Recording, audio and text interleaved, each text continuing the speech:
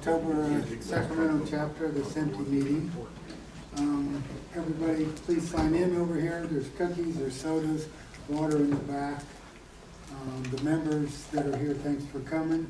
And of course, new members, we're always ready to sign you up, see any of the managers.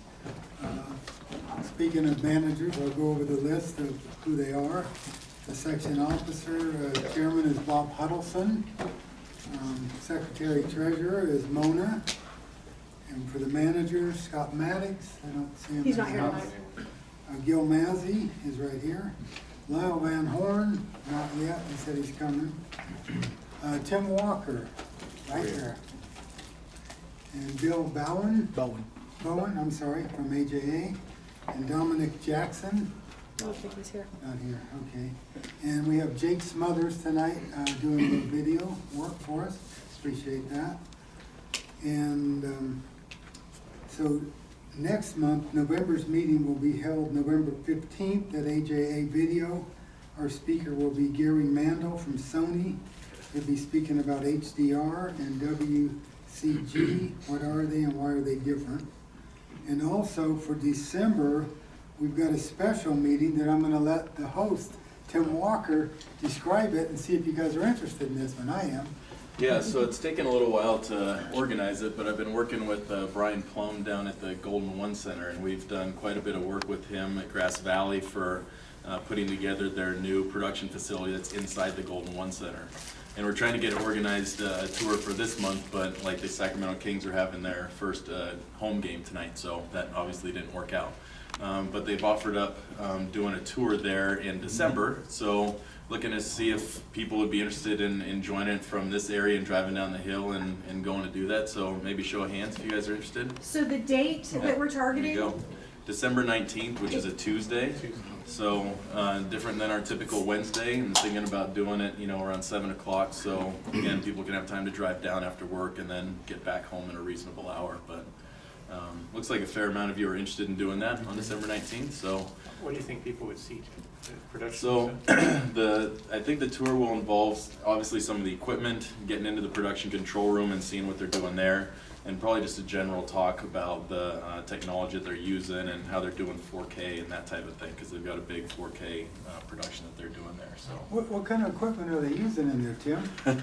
Funny you should ask, Gil. Yeah. I think they got some Grass Valley production switchers and servers and replays, maybe even cameras. So it was a really nice project where they have a lot of Grass Valley equipment there. So. I saw quite a bit of AJA equipment there too. Is that right? Yeah. Wasn't aware of that. They're all little boxes about this big. Hidden Stuck on the back of monitors. Yeah. So good. Well, I'll go ahead and ink that in, and we'll send out the meeting notification at the right time, so you guys can ink that in your calendars as well. So thank you. Thank you. Okay, our speaker tonight is Robert Erickson. He's the IP Evangelist for Grass Valley, a Belden brand. Member of Grass Valley team since 2008. Here with Miranda, Envision, stuff way back. More than 19 years experience in broadcast and IT markets. Previous roles covering systems engineering, television station management, broadcast network design, RF transmissions. There's more, but I won't go into it. Field service, sales, all kinds of stuff in our industry. Participant in the Alliance for IP Media Solution, or AIMS, an advocate for proper implementation of current and emerging broadcast standards on live production equipment. He spends much of his time engaging with customers to educate them about the new emerging IP technologies, and trains internal staff on how IP technology drives different system designs. He also designs and manages IP proof of concept systems for customers. Hey, good, you can look at my drawings and make sure they fly. Testing and implementing solutions based on the diverse product line, including cameras, servers, routers, multi-viewers, switchers, kind of everything in the market. So he's an active participant and presenter in many of the major associations, including the Society of Broadcast Engineers, Society of Television Engineers, SMPTE, and Hollywood Post Alliance, HPA. I turn it over to Robert and, Thank you. By the way, it's amazing. It's amazing what happens when marketing says, can you send me a bio? And you say, I don't really have a current one, and they write it for you. That's what happens whenever marketing writes your bio. So, there's a little horn tooting there. It's not entirely my fault. So, by the way, as we go through this, we have beer, wine, soda, water all in the back, plus the food. So if you guys want to get up and get anything at the time, well, I probably won't leave just to get another beer. But feel free to help yourself. But again, I'm Robert Erickson. I am the IP Evangelist with Grass Valley, which is kind of a weird job title, I thought, especially when they offered it to me. Said, hey, we need an IP Evangelist. Do you want this job? And so I was like, well, what do you guys need? Like, why is there an IP Evangelist in this industry? Well, it came to me that the industry is making this big jump towards IP technologies and infrastructures and also for distribution. But a lot of our customers don't know why. You go to Los Angeles and New York and London and Singapore and so on, those top tier markets, they understand why we're doing IP and they understand some of the technologies.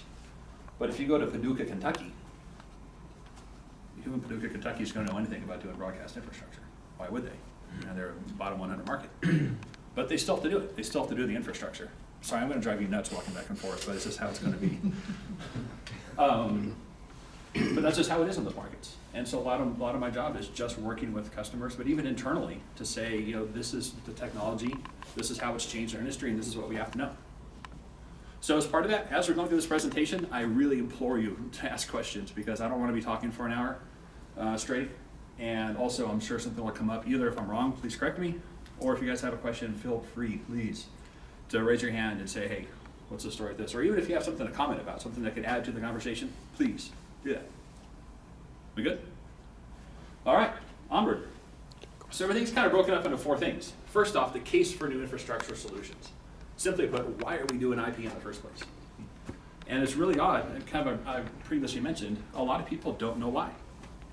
They understand it, they don't understand it's happening, but they don't understand the fundamentals of why we're doing it. Even internal to Grass Valley, people don't necessarily understand why we're doing IP. So we're going to go into that. Then we're going to talk about the standards bodies, then the actual standards, and some lessons learned. So before I go into this part, standards. How much of you guys worked in, by the way, if this is confidential internal stuff with other companies, feel free to not raise your hand, but how many people here started working on SMPTE 2110? We got a few? I'm going to pick on you. Why? Well, that's a good question. We feel that we had a lot of customer input asking for 2022-6. We got involved with the AIMS world and following that roadmap.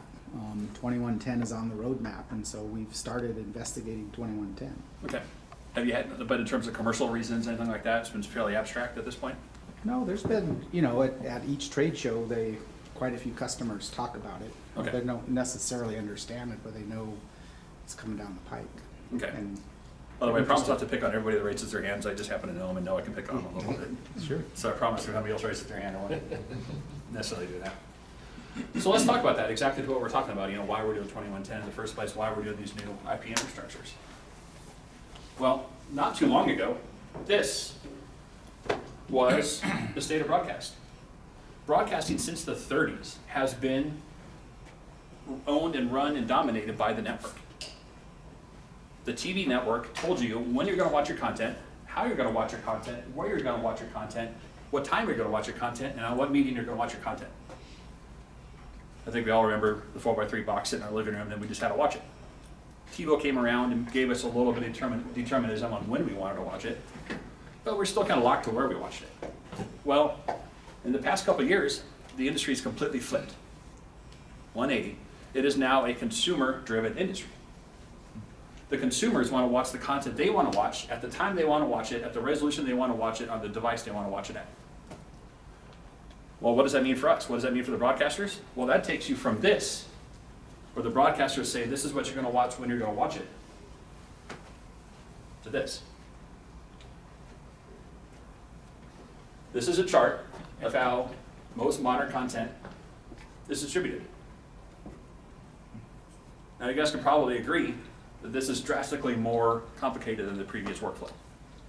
You have more content coming from more sources, being processed in more ways, going to more destinations. So that's been a lot of the pull, because if you have a facility that's generating one stream of video, not too bad. To maybe generate 2 streams of video doesn't take too much change of your infrastructure. Maybe another channel on master control. But now what happens if you have to do 200 streams? Now we have an order of magnitude larger amount of content coming out of your facility. Most call-letter TV stations, this is not networks, most call-letter TV stations nowadays have 64 unique video clips, resolutions, and codecs for every linear stream they put out. Think about that. So you have, let's say you're a Fox station, you're 720p, you have your linear. You have to create a VOD stream, fine. Well, now you have your 720p, your 640, your 320s, plus different codecs.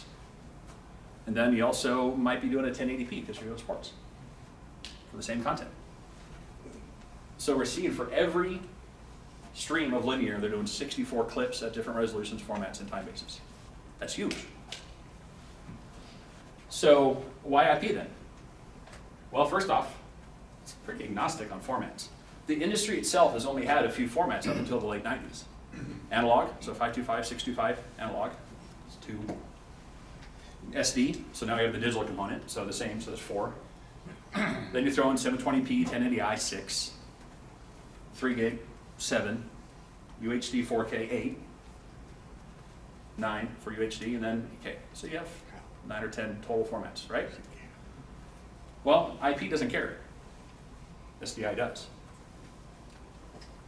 Now, you look at all the new stuff coming out. HDR, HFR, plus digital cinema.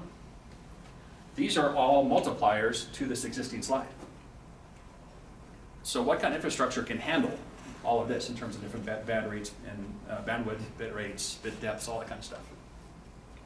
This has been, for the customers, their biggest challenge.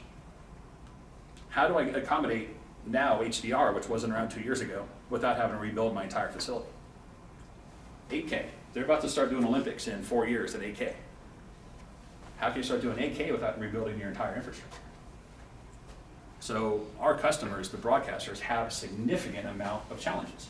This is a slide I made about 2 months ago, and this is based off of, I know my marketing guys hate me because I have the old Miranda logo on there, but one of our 288 squared routers.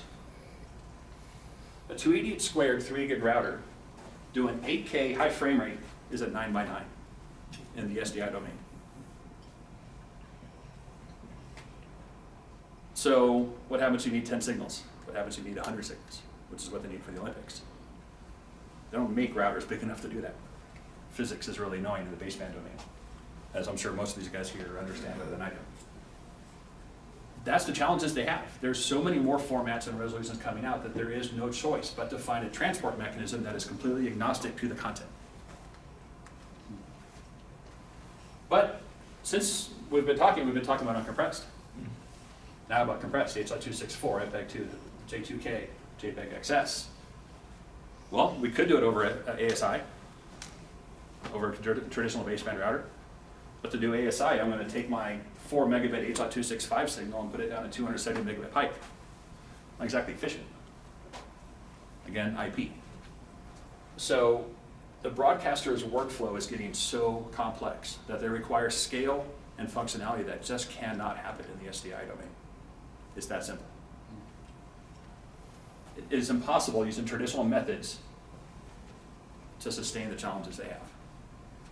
So why do we go IP? Well, everything comes down to economy of scale. If we take every router manufacturer in the entire broadcast industry and combine their routing infrastructure, this is what they get. Now you take Cisco, Mellanox, Arista, Juniper, all these kind of guys, and you combine their sales, of course this is 2014 revenue, so it's significantly bigger, you'll see there's a difference. Now if you assume every engineering company is going to put 14% of their net revenue into R&D, they're spending billions of dollars in R&D where we're spending $100 million. Now, what has that got us? What's the effect of that? Well, 1990, they're barely doing 10 megabit. We're doing 270 megabit. It's kind of good. We definitely had an outbeat there for a while. But remember, they're pumping billions of dollars into this technology. We made the jump to 1.5. They made the jump to 10 gig. We made the jump to 3 gigabit, they made the jump to 100. Now you're starting to see where this hundreds of millions of dollars, if not billions of dollars a year in R&D is starting to pay out. This is from IEEE, this is just from a few months ago, and this is all the IEEE Ethernet standards as of current, and which new ones are being developed. So right now, we're developing technology off of 10 gig. Majority of our industry is. I gotta say, that's 3-year-old technology, we're past it now. Now, we're forced to have to do 25 gig, or 40 gig, which is just an aggregation of 410s. Then 100 gigabit, 200 gigabit, 400 gigabit. I actually have seen a switching at 400 gigabits. This is all happening now. And we're still having a hard time doing 12 gig for UHD. So this is why the industries are making the big push, is do we develop our own infrastructure for doing this? Or do we leverage the R&D money that Cisco and Arista and Juniper and these guys have been putting into it? So before I go on, any kind of questions, any statements to correct me or either confirm and or deny that, or just 2 cents on that? All right. And this is the summary, I think, that best equates where we're at. By removing the physical interface from the equation, we can now build modern solutions to modern workflow requirements. When we no longer require our customers to have a 3 gig physical spigot to be the major player in their workflow, we now give them the flexibility to do a whole lot more than they can never do in the baseband domain. It's all about the removal of the physical interface. What does that mean? How does that apply? What happens when you remove the physical interface? Well, this is, anybody here have this, by the way? There's a few people here old enough to have it. What's that? Know what it is, but Okay, there's a few people who are around for that one. I was on the very tail end of that. So the IT industry is very firmly between virtualized and cloud. Basically, any app on your cell phone nowadays is going to be running on the cloud. Amazon AWS, Microsoft Azure, those kind of things. Most of your corporate stuff is going to be running either virtualized or the cloud. That's how the IT industry is. The broadcasters, we're still right here, but we're moving away from it fast, where you have a single PC or a single server to do a single job. Now, here's a question for the group. Why have we traditionally been stuck at a single PC or a single server to do one single job? bespoke standards, What's that? custom standards. That's a definitely good one. There's one more, a little more fundamental on that one, though. Reliability? No, reliability, we can get on VM now. Where do you plug a BNC cable into a virtual machine? How do you plug a BNC cable into Amazon AWS? The coax, the physical interface, has been the limiting factor to keep us from moving forward for the entirety of this industry. That's been it. So, now that we have the ability to remove the physical interface, now we have the ability to leverage virtualized technology. Now we have the ability to leverage cloud-based technology. That's been the big change. And that's one of the biggest operational changes that happen from moving to IP. But let's take it back to the individual TV station, because it's easy to talk conceptual all day long. So this is the applied part. This is what we're seeing in the field. Traditional TV station. Now this is very small. Obviously, one server and 2 cameras and a switcher. It's pretty small, but it's hard to kind of scale it from there. But you look at what's normally on it. Video's in blue, audio's in orange, plus Genlock, plus command and control. It's a fair bit of cables, not too much. We're probably talking about 30 or 40 cables there for the entire facility. Well, what if you're a network and you have 2,000 sources? And now all of a sudden you have to bring on another 500. It's a lot of cables. It's a lot of cabling. It's a lot of infrastructure. So, on the easiest part of the moving to IP, a single 40 gig connection is equal to 96 3 gig coaxes. You can hold 12 4K bidirectionals. It's a 98.6% reduction in cabling. So now if I have a facility that I need to grow to handle beyond that, would you prefer to cable 1 cable, or would you prefer to cable 96? Take in union fees, take in the cost of cable, HVAC, and all the rest of it that comes along with it, it becomes a pretty big cost. So that drastically simplifies the workflow. Take it the next step further. Once you bring in intercom and genlock and everything into one thing, now you notice you have a very simple solution. But there's a problem with this. Anybody see it? Very fundamental. That, as me as a broadcast engineer, scares the death out of me. Nailed it. If my switch dies, I just lost my entire facility. Whereas traditionally, if I lost an input card to a router, I lose what, 9? Maybe 16 or 18. But now you lose the switch, you lose the whole thing. So we'll get into how it works, but you have the ability now to bring in a redundant IP fabric. The goal always has been and always will be 4.9 to 5.9 reliability. We have to add the scaling and we have to add these features, but we cannot compromise our reliability. So we'll go into more how this happens in a little bit. Questions on this? Just back to the capacity of the links. Yeah. What's your assumption around compression on the IP links? Oh, compression just blows the doors open. Especially once we I think start. you said 96 links on a 40 gig link. Uncompressed, yeah. Once we start throwing compression into that, then we have a drastically larger amount, especially once we start towards JPEG XS, JPEG ELL, or especially H.265. We're talking in the thousands. So compression just blows the doors off on that, which is a discussion I don't necessarily. You get 96 3 gig links on a 40 gig. Bidirectional. Bidirectional. Compression, again, I don't want to go too much into that discussion here, but it is very important to have. You know, compression has the ability to put absolutely massive channel counts down a single wire, but it has also two major issues: interoperability and delay. Now there's a new thing coming out under the TR01, which we'll talk about the TRs here in a little bit. That's hopefully to address some of that. But compression definitely blows the doors open on how much we can put. And you look at some of our people like DirecTV and Dish Network, they're not even doing baseband routing anymore.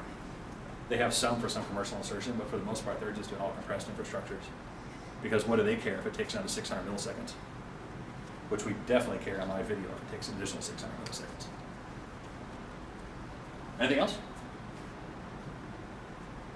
All right. The last part on why we're making the jump is scale. Now, of course, I come from the Envision side, so I kind of have a little soft spot in my heart for traditional routing. But you buy a router. You got your incoming feed, studio, and all your transmission feeds. And maybe it's 144 squared. What happens if you need 145? Anybody? Another one. This guy has everything. It's just exactly. You buy another router. And again, under the Envision days, we loved this. We loved it when a customer wanted input number 145 or input 289, because that was a pretty good paycheck for all of us. So you get a bigger router. Fine. Now, what does it take to put in a bigger router? Downtime. Tons and tons of cable pulling and overtime and engineering time and drawings time. And in the end, when you put in a router, actually the smallest cost of the infrastructure is actually the router. It's everything else that goes along with it. So what else can you do? You can put smaller routers around it, make it tie lines. I don't know how many people here experience the working with tie lines, but who wakes up in the morning saying, I can't wait to work with tie lines? Right? If anybody says yes, then you should probably find more alcohol. So it's getting out of control. So what do? Sure, buy a bigger router. We love that. But the physics gets really annoying once you try to get above 1152 squared to kind of keep a good 3 gig signal. And eventually that just doesn't scale. And also, every time we do these bigger routers, there's more capital cost and more cable and more downtime, more union time, more everything. So there's got to be a better way. Let's look at data centers, how they do it. How many people here have heard Google tell everybody they're going to turn off for 45 minutes to upgrade their servers? I'm guessing because they're laughing that nobody's heard of that. How about Apple? Is it okay if Apple goes down for an hour? Nah. So now that we have the ability to remove the physical interface from the equation, now we can start using their workflows. Because remember, physical interface, the coaxial interface is gone now. Opens up a lot more room to do other things. So I bought myself a blade server. Put a couple blades in it, do a couple services running on those blades. Fine. What happens if I need more? Well, I buy some more, and they attach to the top of rack switch. Simple, easy peasy. You just kind of effectively scale. Well, what happens if I need port 145? Or in this case, maybe I need some more computational throughput. I get an end of row switch and do a top of rack again. And now I have another rack. And the key is as long as the bandwidth going from the top of rack to the end of row, and this end of row back to the top of rack, is enough, that aggregate bandwidth is high enough, you don't have a blocking architecture. That's the key. Aggregate bandwidth is key now. Well, assuming aggregate bandwidth is available, you can grow this as large as you need. And none of this requires the system to go down. Now, once you grow from here to here, there may be a small amount of downtime just to move some cables. But most leaf spine architectures, you leave ports open anyway. So this is moving to the data center leaf spine architecture, where aggregate bandwidth is king. The ability for all of these to have enough bandwidth is king. Well, we just saw on the chart, 400 gigabit interfaces are being developed today. So who cares if this is all of us 10 gig? If this pipe is 400 gig, I'm now non-blocking. So it gives us the ability to scale as large as we need to go and do it in a way that we don't have to take the system down every time. By the way, just as an ancillary, giving current shipping technology, we can build a 35,000 square 3G router non-blocking in the IP domain. That's based off of 200 gigabit uplinks. Now with 400 coming out and terabit not too far in the future, you can see where the scale of this is more or less unlimited only by the funds of the people who want to buy the IT technology here. And the last part is, before we talk about the standards, is now that we have the ability to virtualize processing. Traditionally, you have a stream of media and you need to do something. Up, down, cross convert. Maybe some audio normalization or convert to HDMI. You have an application, hardware, and the user interface. It's a one-to-one relationship. Everything is fixed. You bought one card to do one job on one media stream. Maybe if you had a nice FPGA, you can do one card to do 4 things. But still, you're pretty limited. Well, once you go into the virtualization domain, now, either by changing FPGA code on the fly, or by changing the CPU software that's running on the fly, you're now no longer limited to your one-to-one relationship between hardware and processing. Now it's dynamic. But none of this can happen without the removal of the physical interface. So you really want to know why the IT technology has been pushed, and the IP has been pushed, simplified, to remove the physical interface from the equation. Simple as that. It's very much an oversimplification, but that's the main thing that happened to allow us to move into the IP domain. All right, questions before we talk about how do we do this? Nothing? All right. So, standards bodies. Now, when we've been making this change towards IP, we still have SMPTE. Obviously, we're here. SMPTE is by far the largest influence in this infrastructure. But we have a lot of new stuff. AMWA. Anybody here worked with and or worked with the code from AMWA? One? Okay. So obviously a very new standard, a new body, but also very important. How about JT&M? Anybody here worked with or been influenced by JT&M? Well, you better raise your hand. These are new groups that are actually writing the standards that we're using today. So I figured we'd touch a little bit on that because they are directly driving our industry. And SMPTE has always been open as long as you've been a membership and you pay a little bit of money, you can help influence SMPTE. But some of these new groups don't require memberships. Some of these are very much more like GitHub-oriented infrastructures and groups where individual people can actually chip in on their own. So I think it's pretty important. And more importantly, they all work together. SMPTE by itself cannot get us to where we're at. AMWA can't do anything without SMPTE. Sir? Is that an acronym? AMWA? I'll get to that one. Yes, it is, very much so. And that's just a few slides away. So how do we make this all work? Well, there we go. Told you. So AMWA, I'll go into more details on who they are, and VSF and SMPTE and JT now, which is actually part of the VSF. These are some of the standards bodies that are working to get us where we are today.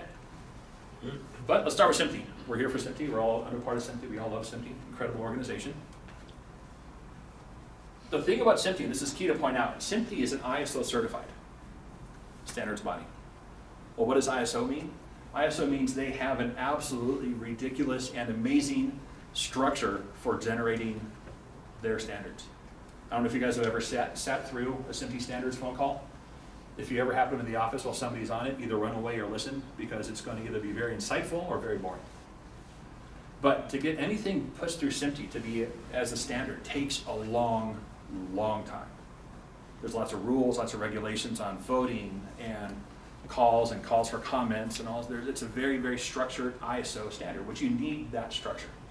To have a group like the video industry have one standard, you have to have some structure. And, well, this is a pretty good acronym for SMPTE, I think. Hopefully they don't kill me for this.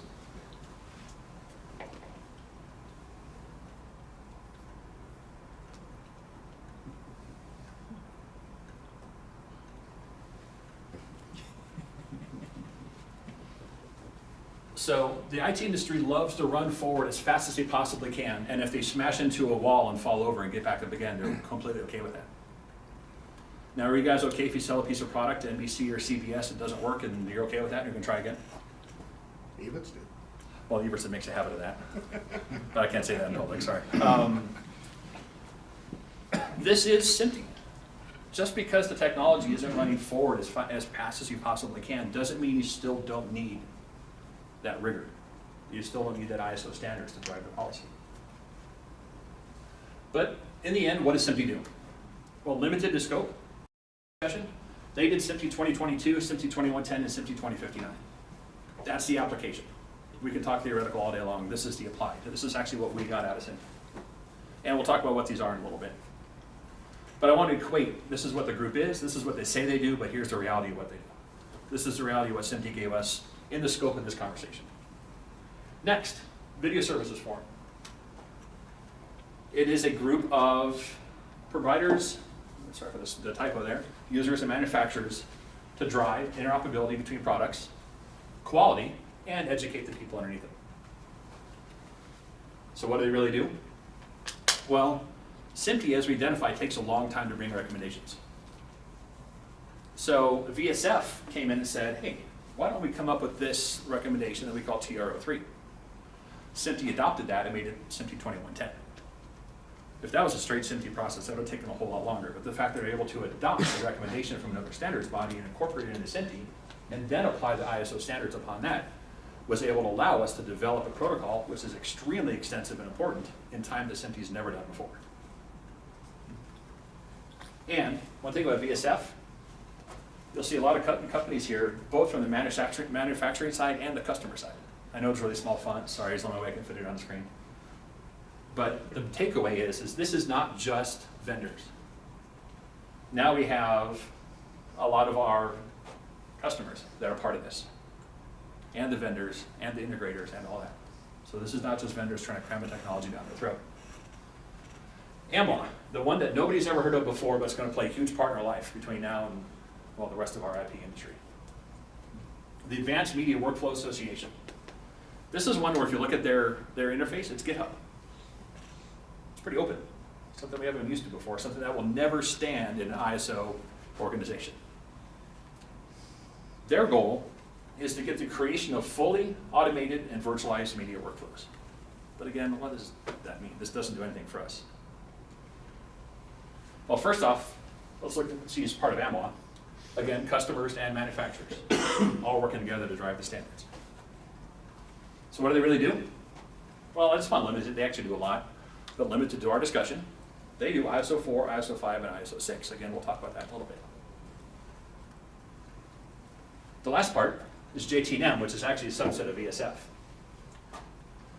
The JT&M is to take all of these technologies that are being developed and make them into a business case. One of the things I love on their website is the work that JT&M shall be business driven and no science projects allowed. How can you make money off of a science project? If I'm CBS, I can't. It's a liability. So JT&M only pushes products and projects and standards that have been vetted, standardized, rationalized to move forward, hence why they don't want it to be a science fair. Now, okay, what do they really do? And I'll make this bigger in a second, so don't sweat the font so far. JT&M gave us a roadmap. And this is, again, this is VSF, SMPTE, EBU, and AMWA all working together. This is the roadmap for an open networked media solution. This is the roadmap that every broadcast vendor, manufacturer, integrator, and customer is using to make their movement towards the future, into the IP domain. Covers everything from the very basics, NAB 2014, SDI over IP, SMPTE 2022-6. Moving forward, TRO3, then we start talking about the AMWAs, then EBU stuff, JT&M activities. This goes through and gives you the roadmap of where our industry is headed in terms of technology over IP and how it's going to interact with each other. So if you guys ever want to kind of come back and say, hey, what's the newest, latest technology that we're looking at doing? The best resource for that, in my opinion, is check the JT&M roadmap. So far we have the standards, we have standards committees, and we have a roadmap. Well, there's one thing that's missing. Well, interoperability. It's great that we have standards. Now, if Evertz decided to go down one IP standard, and Sony decides to go down an IP standard, and SAM goes down one IP standard, what good does that do us for an industry? Because now nothing works together. I love comics, by the way. It's the only way to make standards even halfway fun.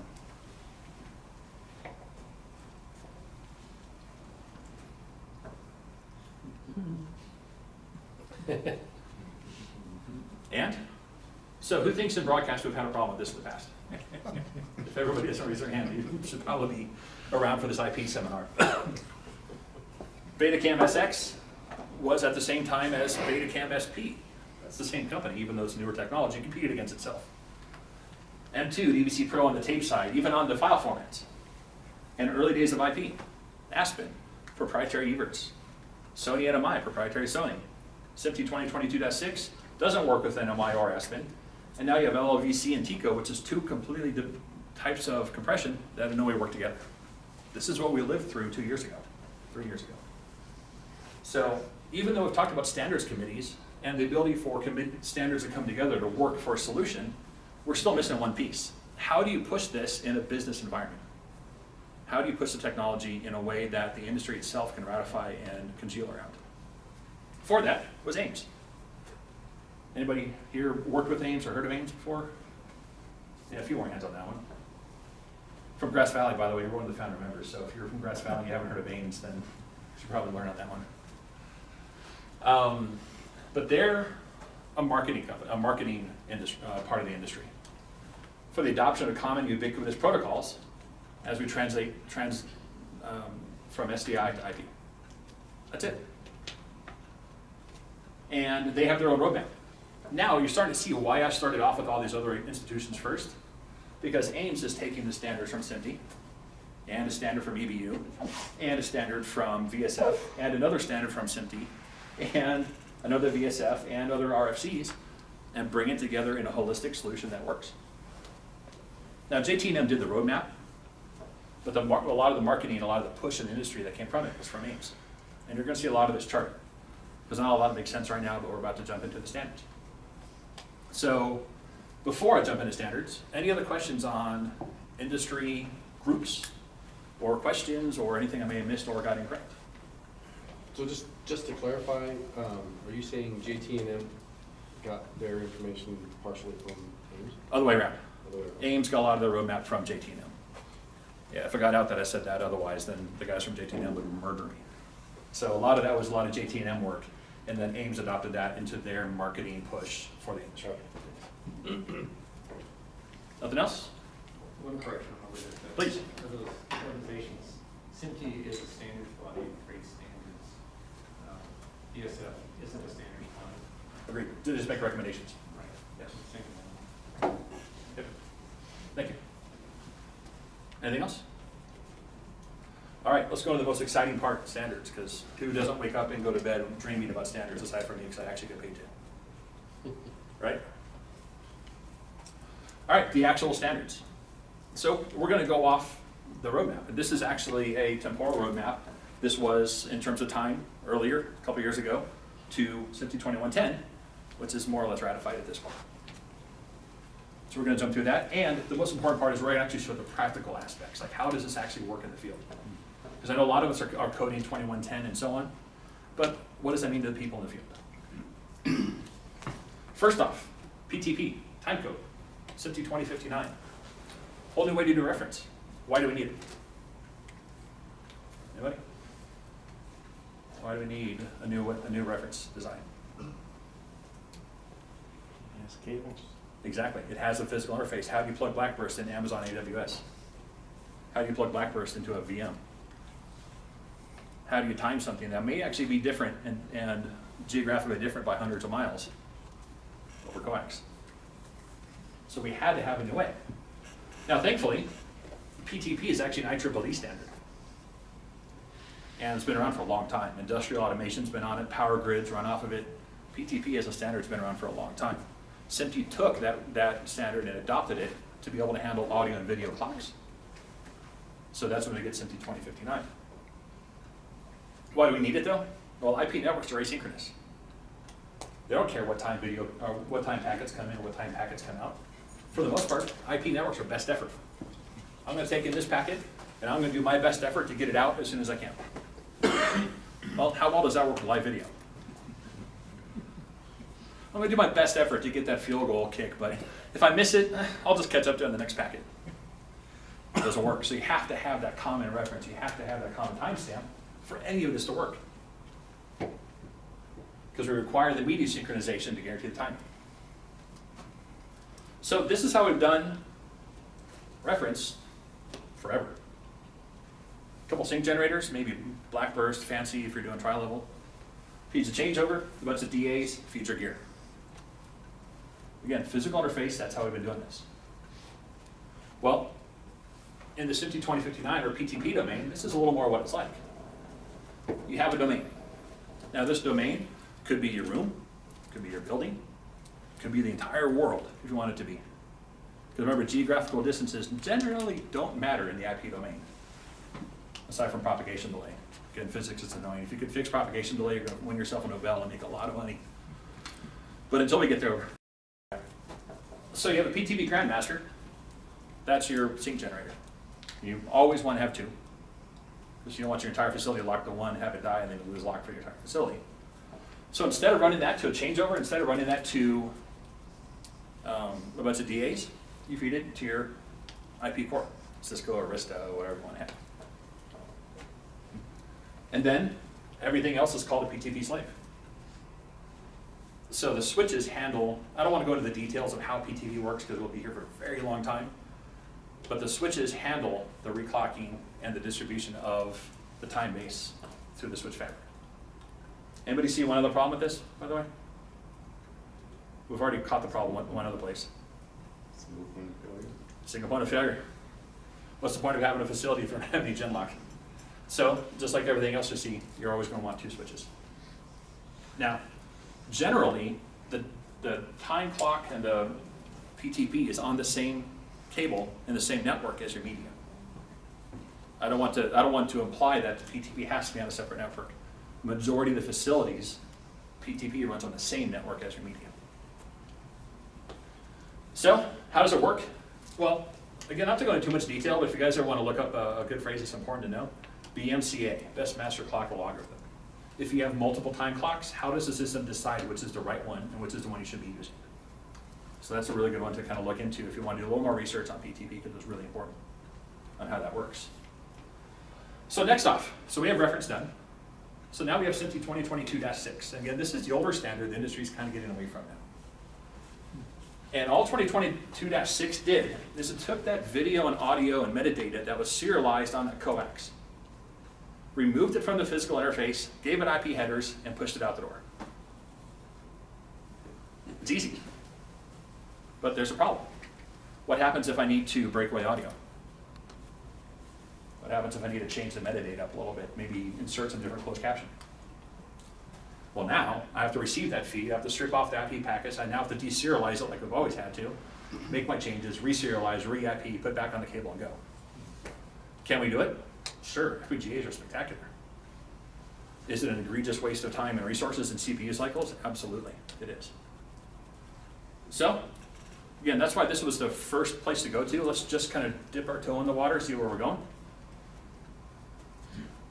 But, going back to the single point of failure. If I have all my signals run into one switch and that switch dies, I lost my entire facility. So, SMPTE took care of that for us with SMPTE 2022-7. It's designed for high available networking. You have to design your solution to fail. You have to. You have to consider failure as a design recommendation for your gear. So SMPTE 2022-7 creates two paths for the media to be transported. So you look at a source. For every source you have, it creates two streams running on two physical interfaces, running to two sets of switches, running to a destination that has two receivers. So when you have two sets of everything, who cares if a switch dies? Because there's a thing called glitchless switching, where SMPTE 2022-7 adds a little bit of buffer. And there's actually been a little change in the spec to allow for even less buffer for certain environments. And because there's a little bit of buffer, if there is a failure in one stream, the system automatically switches over to the second stream, and in a glitchless manner, the media keeps going. So now that allows us to get back to this 4, 9, and 5 time uptime using gear that generally can't deliver that. So SMPTE 2022-7 is very important. Also, for anybody who's working on the hardware, that's why everybody is screaming about how I need to double my bandwidth for one single source. It's really annoying for engineers, but unfortunately it's a requirement for the workflows to be functional. Go back to that slide if you would. Describe if it's not a failure of one of those streams, but one of the streams becomes not as good as the other one. The other one is better. Who makes the decision that I'm going to take that other stream, although it's not totally gone, but the packet stream looks better? Who makes? I'll actually open that one up because that one's a little deeper than what I know this guy probably knows. The receiver, look at, and decide on a packet by packet basis, do I take that one or that one as they come in? Got an error packet, look at the other ones, the good ones. You can go back and forth, you don't have to just slam over to the other interface. Constantly can look at both of them. Good enough. This is better than what I can do. So any other questions on that before we move forward? All right, so we identified 2022-6 works. We get video and audio from the source to the destination. But when I want to break away audio, what do you do? Well, thankfully AES took care of this for us. AES has a standard AES 67. That's the transporting of AES audio over IP. Thank you guys for doing that. Now AES 67 usually works in trunks, usually as small as 4 channels, as large as 80, or you can even go into super trunks beyond that. I'll tell you in a little bit why we don't normally go below 4-channel trunks. There's actually a very good reason for that. So what happens now if I need to do a breakaway? The VSF did a thing called TRO4, where they took the video, which is your SMPTE 2022-6, the video metadata, it's all still serialized together, and now they run audio separately. So your video metadata have its one IP address as a source flow, and your audio now has a second IP address. And this is what really matters to the people in the field. People in the field don't care about this. They care about now that my source has 2 IP addresses. That's the kind of things people care about. So audio and video now are separate. So if I want to make an audio breakaway, well, audio is its own essence. So now I can just subscribe to my audio feed and I'm done. Not bad. But we still need to do better. So you look at the next step. Now we're jumping into TR3, which is in the reality now, 2110. This is where we're going to spend a bit more time, because this is where our industry is going to be for the foreseeable future.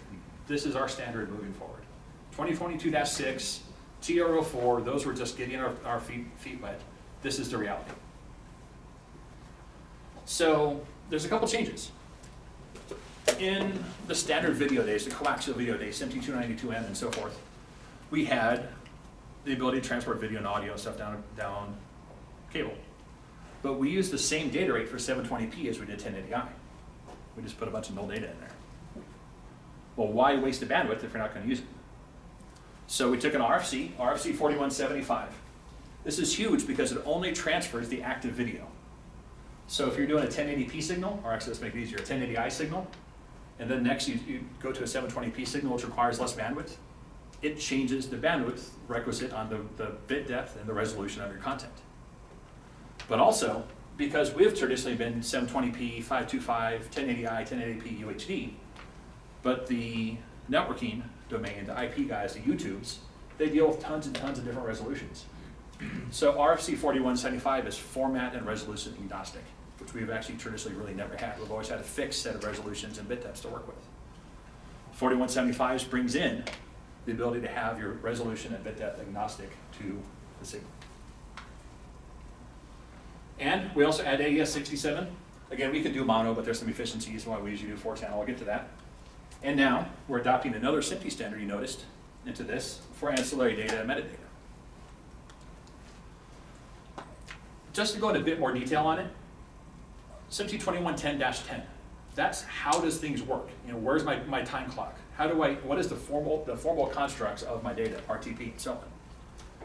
Then 2110-20, that's video. Simple as that. That's the video standard for it. -30 is audio. -40 is metadata. That's how SMPTE 2110 breaks down into the individual groups. For the most part, everybody's developing 10, 20, and 30 right now. -40 is still being sorted out. So that's still being in a bit of flux. But again, this is what matters to our customers. So now for every one media stream I have, video is one IP address. And here's why people don't like to do mono on AES67. Each stream has to be an individual IP address. If I did mono, I'm going to have 16 IP addresses for 16 channels of audio. That's a lot. So they've been breaking it down into four channel groups. And then metadata and ancillary has been another IP address. So most of our customers are looking at this thing where you have 6 IP addresses for every one media flow. Doesn't sound too bad, but what happens when you have a 2,000 input system? Think about how many IP addresses you have to take care of now. So, next comes, how do you actually handle that many IP addresses? Starting to see, yes, sir. Why do you need an IP address for each stream? Because how else is the system going to identify the stream to be able to tell it this is where you need to go? Because remember, it's not like the baseband days where we had a crossbar chip that actually made the route. Okay. Now we have to tell the Cisco switch or the Arista switch, I need you to take this stream and send it to this stream. So that means every individual stream on your network has to have a unique identifier. Otherwise, the system doesn't know how to tell the receiver where to send the data. Okay. So in this case, that unique identifier for every stream is an IP address. And hope that helped a little bit, maybe? Well, you're going to use multicast anyway, right? You are going to use multicast, and so each one of these is actually an individual multicast IP address. Thankfully, the multicast pool is very large. It's a multicast group at that point. Exactly. Okay. Yep, so each stream is identified by its unique multicast IP address. Is there a decision on whether you use IPv4 or v6 as one test? Not a formal decision. That one's been kind of left to market influence. Right now, given the size of the pool of IPv4, most people are pretty happy with it. We have one customer that's not. So by the most part, right now, it's just been market influence. But demand, especially on the government side for IPv6, is definitely there. And I don't want to say it's simple, but you obviously have a lot more address registers to work with at that point. What's available to support V6? Exactly.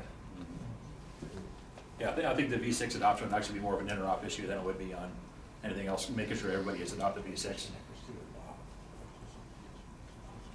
All right, so now comes AMWA. Say you have a 2,000 squared router, or media system, I can't really call it a router anymore, 2,000 squared system. And I've got 6 IP addresses per source. Somebody now has to program 12,000 IP addresses. And as I add new sources, somebody has to program them. What do you think the probability is of somebody getting something wrong when they program 12,000 IP addresses by hand? Extraordinarily high. So what happens then if I am working at NBC and I bring a source online, I give it an incorrect IP address, it starts transmitting, and is walking on my current server feed that's feeding the Super Bowl. You're fired. Yeah. I like my job. You know, I like that. I want to feed my family. And by doing that would definitely be against that functionality. So ISO 4 comes from AMWA. And this is the group that almost nobody's ever heard of before. And so ISO 4 is the ability to give a common set of standards for auto discovery and control. So let's look at ISO 4. ISO 4, and I take a source that has an IP address on that source, and I plug it into the network will interrogate it. Okay, I see an IP address. Is this IP address valid? Is it within the scope that it should be? Is it a duplicate IP address? If everything checks out, it allows it on the network, and then it will automatically check in that to the router control system. So now when I plug in a source, assuming everything's generated correctly on the source, the rest of the system automatically knows about it. So this removes that engineer making the wrong IP address from the equation. You plug it in, it verifies, it discovers, you're on the network. That's ISO 4. And considering the whole construct of moving towards IP is because we want to have a dynamic environment that scales quickly with my customer's needs, you need this. So that's why this AMWA group out of nowhere came in with a solution that we desperately needed. Well, next, and this one's a little more complicated, and I have to spend about a minute explaining why we need this. We now have devices that have a source IP address and a destination device that has a destination IP address. But how does route happen now? Anybody? Anybody kind of walk through how route happens in this domain? Traditionally, when a route happens, a router controller says, I need this source to go to this destination to hit take. The crossbar chip physically makes that electrical route in the chip. Well, now, the destination has to ask the switch for its source. It's multicast. So when I make a route in the IP domain, my destination device, let's say it's a server. My server says, hey, I need to see the stream from camera 1. And the router control system says, okay, camera 1's video IP address is 239.0.0.1, and it requests to see that 239.0.0.1. So there has to be a direct communication from the router control system to the destination device to tell it to ask for that IP address. Which is great if it's a Grass Valley control system and a Grass Valley card. But what happens when it's a Grass Valley card and it's an Imagine or an AJA or an Ensemble card? How does my control system now tell that card what to do? Because this industry has a wonderful history of everybody's router commands being the same, right? I think there's about 50 different ones that I know of to this day. So what ISO 5 gives you is ISO 5 is that common set of APIs that allow a Grass Valley control system to control an AJA device, or a SAM control system to control a Grass Valley switcher. That is the open API stack that allows for the common interoperable standards between all the broadcast gear to establish and destroy media flows. Without that, you can only have a single source vendor solution, which as a vendor we love, as a customer you hate. So this allows you to have a true open paradigm in your broadcast infrastructure. I don't want to go too much into ISO 6 because it's a bit of a rattle, but ISO 6 has everything to do with management and media flows. Remember how earlier when I showed that view of the leaf and spine and everything came down to aggregate bandwidth? What happens if I try to send too much signal down a pipe that doesn't have enough bandwidth? What does the system do? How does that get reported? How do we keep that from happening? Now, in a Cisco-only solution, I can manage that. In an Arista-only solution, I can manage that. In a Mellanox-only solution, I can manage that. But if the goal is for open standards between multiple vendors, how do you manage it? So in the end, ISO 6 is more or less a version of OpenFlow. But it's a version of OpenFlow that has been catered towards the broadcast domain. What is OpenFlow? So OpenFlow is that open API that allows a single set of commands to talk to multiple switch manufacturers for that control, media flow, monitoring, and alarming, that kind of stuff. Who's behind OpenFlow? OpenFlow has actually been an open committee. It's actually not, it has anything to do with the broadcast standard. And the interesting part is OpenFlow has since collapsed because it failed. So that's why I said this is going to be tough, because there's very large political and commercial roadblocks. Because for this to work, Cisco and Arista and Juniper and Mellanox and all these switch manufacturers who bitterly hate each other have to work together to have this common set of standards. Yeah, and this is some of the golden goose. This is what? This is the golden goose. This is the golden goose. You're absolutely right. And this is the one that's going to take the most amount of work. ISO 4 and ISO 5 are easy because there's no commercial reason to hold it up. This one has direct commercial reasons to hold this up. So this is going to be a much larger issue. So, right on time. This is I think we got about 5 minutes left, and that's about what I planned for. So, this now is a complete abstract from standards. This isn't to do with standards bodies. This is actually just stuff we're learning in the field right now. Well, not to quote myself, but this has actually been quite relevant.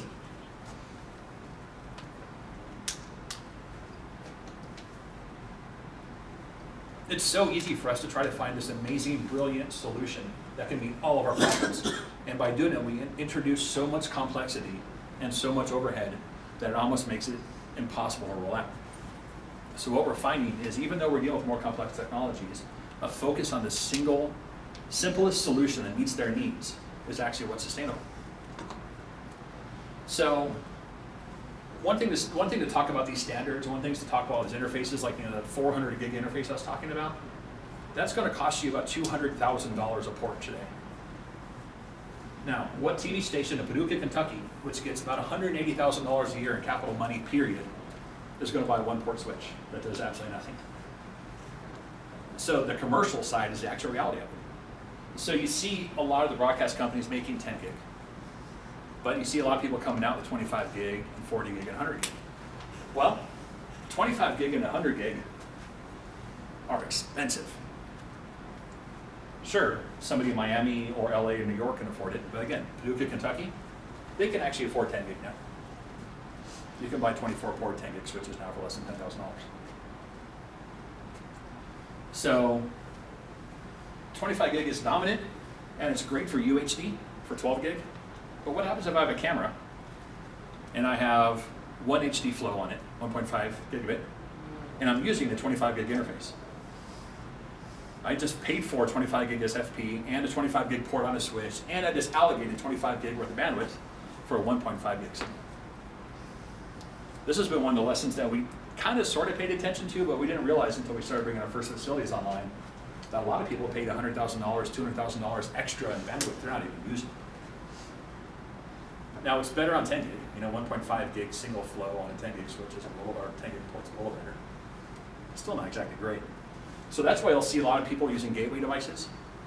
Grass Valley has them, a whole lot of other broadcast manufacturers have them. This isn't by any means a Grass Valley commercial. But they're doing 8 aggregators to take multiple 1.5 gig signals and put them on one 10 gig, or 125 gig or 140 gig, because it's a more efficient use of bandwidth. Again, we could talk about this all day long, but if the money doesn't make sense to our customers, why are we doing it? This is so true.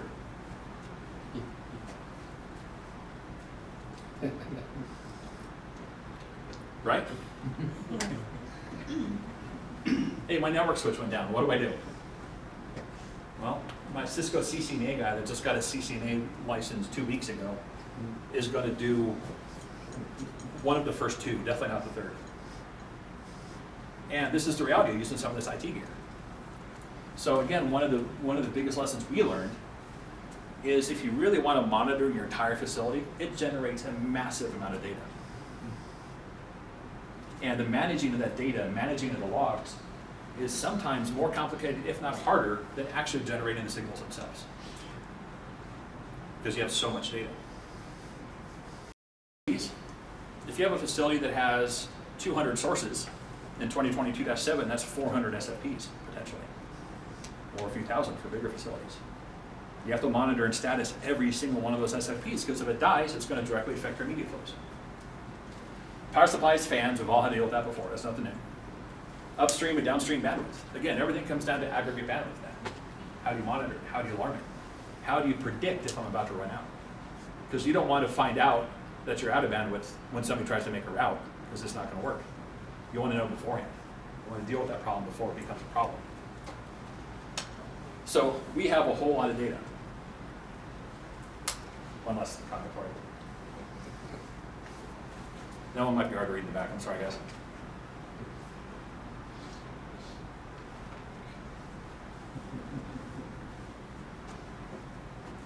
Some of this stuff just does seem obvious, but a lot of it has to be quantified. And when you get all this data coming out of a server or out of a log box, the data still has to be quantified by a human being.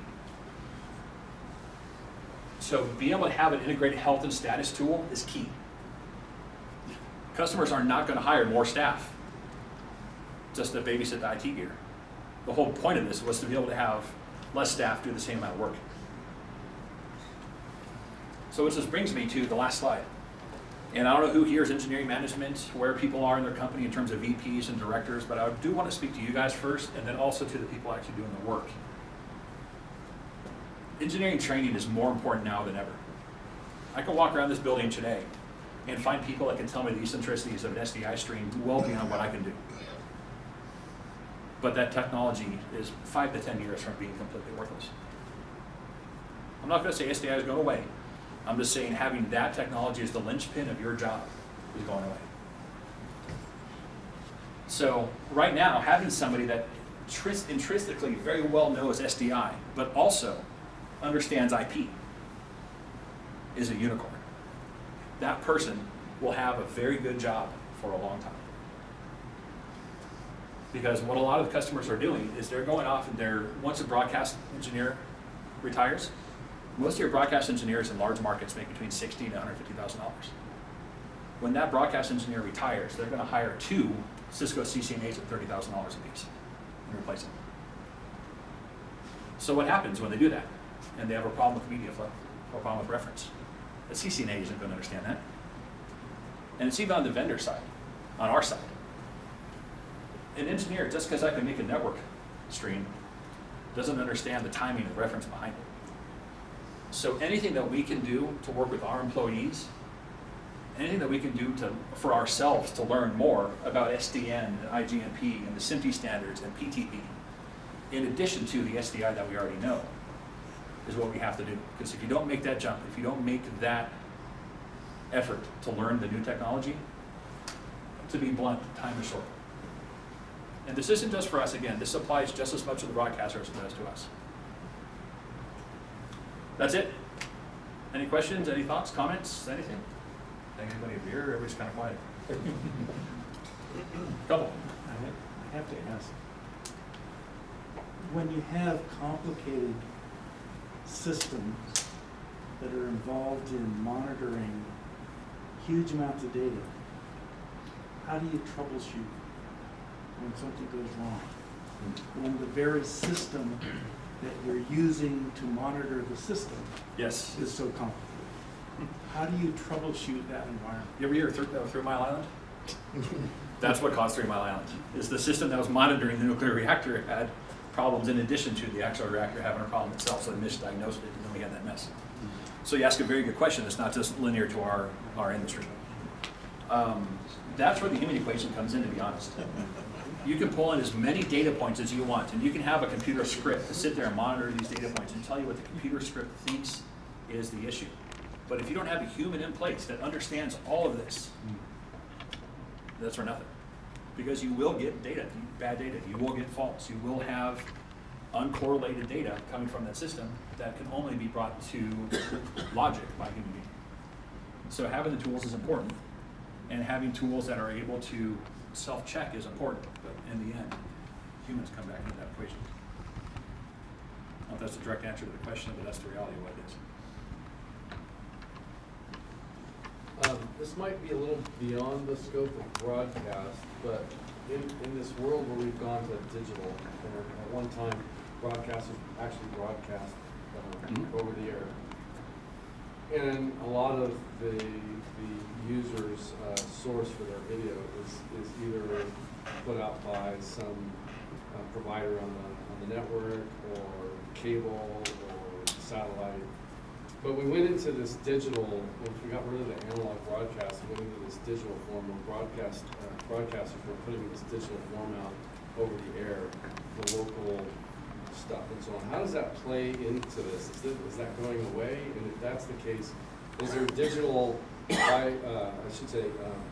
metadata, bidirectional information that's also being passed on. Couple answers to that question. And you actually touched on one of my opinion, the most important asset that broadcasters have nowadays, and that's metadata. The bidirectional metadata to the individual user, the consumer of television, is where the money is. The content is the ability to keep people looking at it. The metadata is how you monetize it. So bidirectional metadata has been happening a lot longer than a lot of people think. If you have a cable box, trust me, they know everything about you. And that data is correlated to your Amazon account, which is correlated to your Google account. It's creepy what they know. Why do you think Comcast bought NBC? They want the abilities to get people's eyeballs so they can monetize it by using the metadata that Comcast just back off of their cable box. Now, what does that do for the over-the-air? Back to tie that back into your thing. Well, ATSC, as we've had since 1997-ish, doesn't have a bidirectional path. ATSC just takes your vestigial sideband signal at, 13.2 megabit per second, and sends it out, and that's what you get. There's a new standard, ATSC 3, coming out. And ATSC 3 is a whole new ball of wax, because ATSC 3 is designed for mobile, designed for tablet, and also designed to be able to do home interaction. So what happens now if I have a small ATSC 3 receiver on my phone? So now I'm watching TV on my phone. But in reality, I travel a lot, I watch a lot of TV on my phone. Now I have a device that's an internet connection, receive and a broadcast signal. So what do they get now? Now they get their metadata again. Now they have that bidirectional link on what I'm watching, when I'm watching it, how I'm watching it, and how they can feed it. But will the carriers block that? Do what? The carriers pass that back to the networks? They're going to sell it back to them. Content provider? They'll sell it back to them, absolutely. They're not going to sit on it. If they can monetize it, they're going to. Yeah, it's all the money on this one. So ATSC 3, although everybody's selling it as now you can do UHD, and now you can do HDR, and now you can do more channels per subcarrier, per whatever, per channel. That's how we, as the broadcast industry, is pushing to the consumers. The reality of ATSC 3 is we now get bidirectional metadata with the people actually watching the content. So that changes what we consider traditional over-the-air broadcast now into a bidirectional overflow. So it's a big change. So I think it's very much in scope. So in the world of IP and live production, does TICO have it? I'm guessing we'll ask the live production guys here, but that's gone earlier. Is TICO got it, or is it uncompressed? Or is there something else? I don't know. We're doing, there's people that want to do TICO and people that want to do just uncompressed. Right. And we'll pay for the switches to support that? We'll see. Yeah. Time heals it. Yeah. Well, it is interesting with the allergy people have to compression. Yeah. In live production. TICO was a brilliant idea that had that exact problem. It had an allergy. Yeah. In my opinion, TICO had another problem. TICO came out the early days when 10 gig was expensive. So if I can fit 3 gig or 12 gig of signal down a 3 gig pipe, I'll just save myself an order of magnitude almost of bandwidth. But now 10 gig ports are almost as cheap as 1 gig was 3 to 4 years ago. Almost, not quite. But But can you get the routers bigger? That's the limit. as long as the cost of bandwidth is dropping, almost as an order of magnitude over year to year to year, compression will always be an interesting play because you run into interoperability issues and so forth. Mm-hmm. The one that I'm curious about, but this eventually will be fixed by the same operating paradigm I just talked about, is JPEG XS for 8K. Because again, we're talking about 8K for the Olympics. 8K is 48 gigabit per second. Now, they don't necessarily have an affordable 50 gig connection. There is one, it's called 50 PAM, but it's terribly expensive. So right now, the initial 8K deployments are JPEG XS. Same reason, it's all a factor or function of cost over functionality. And so we need the compression. But I guarantee you, the second that we can do that uncompressed for roughly the same cost as we can do it with compression, without having to deal with the interoperability issues that compression introduces, it's gone. Yeah, we had all these discussions in 97, 99 or something, compression. And I agree it wasn't practical then because of the latency. But now with low latency compression and pretty good quality,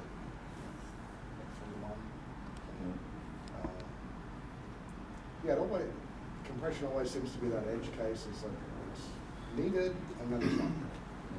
Yep. So maybe time heals that problem. Compression in certain environments, like I said with DirecTV and Dish Network and these guys, that Oh, yeah.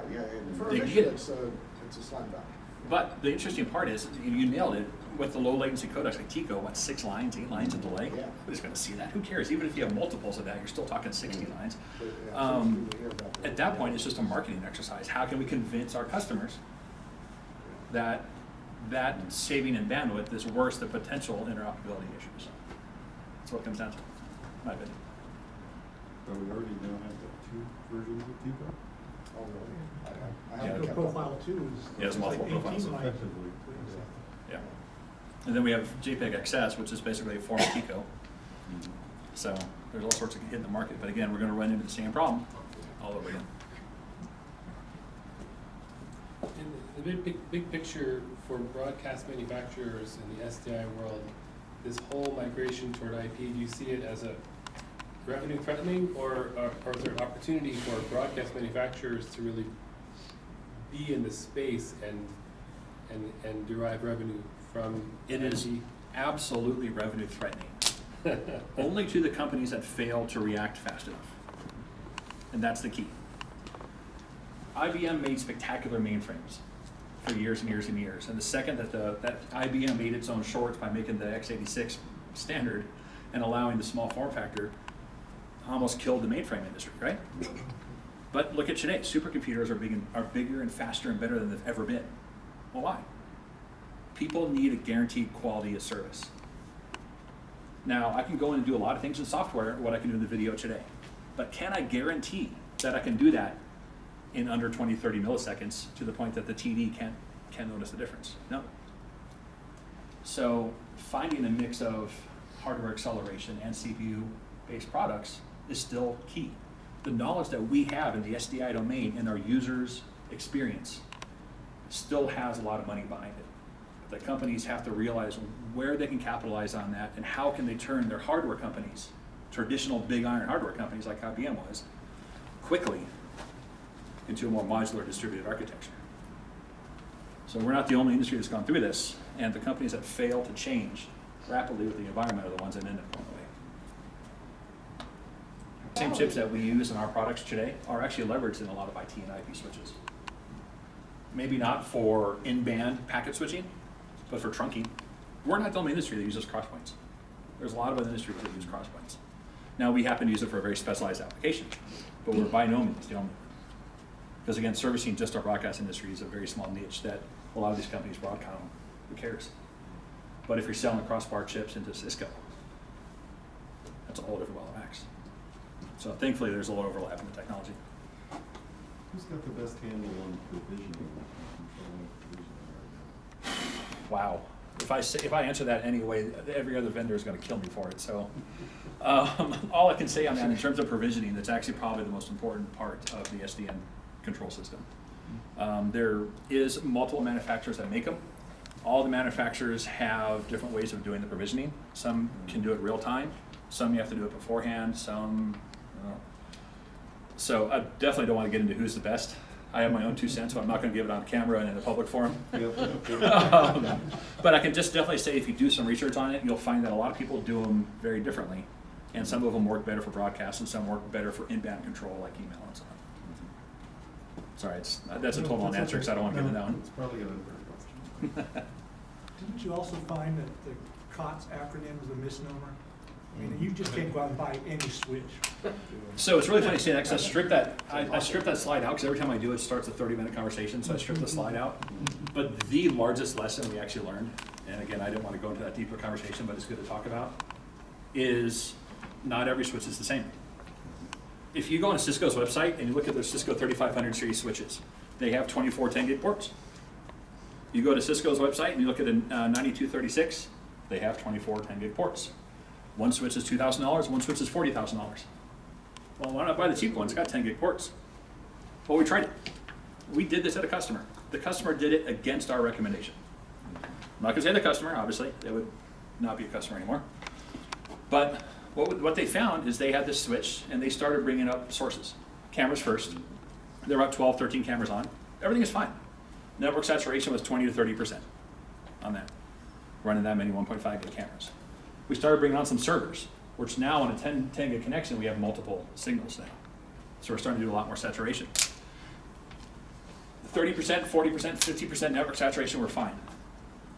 We plugged in the last server, brought the network to 60%, everything died. Well, what's going on there? This is kind of a problem. Everything went from being glorious and working to not. Well, when you have the need for media, you can't not pass a packet and re-yank it. You know, if a packet doesn't, the way TCP works, if a packet doesn't get to the end device knows it, it asks for that packet all over again. So now I just transmitted the same data twice. Well, if your network's at 60%, and one device starts asking for data twice, and then another device doesn't get its data and starts asking for another one, then a third device does it, then a fourth device does it, it's a cascade effect and crashes the switch. So when you buy these switches, the switches have to have the firmware and the ASICs, or FPGAs, and that's on the manufacturer, to be able to support a true non-blocking architecture and have enough memory to deal with jitter. Because jitter will actually decimate you. There's a whole SMPTE 2110 standard, SMPTE 2110-21, that's designed around wide and narrow profiles. It's a really deep dive I don't want to go into. But that was all about having the switch be able to have enough memory to handle different, like asynchronous transport of data packets and things like that. So you're absolutely right.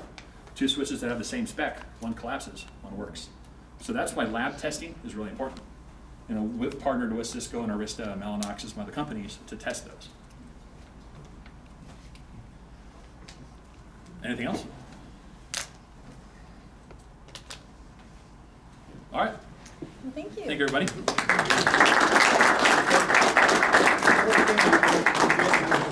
For presenting, Nancy, so, There you go. Thank you very much. wrong side. That's awesome. Thank Thank you, everybody. Put it in if you want to keep that.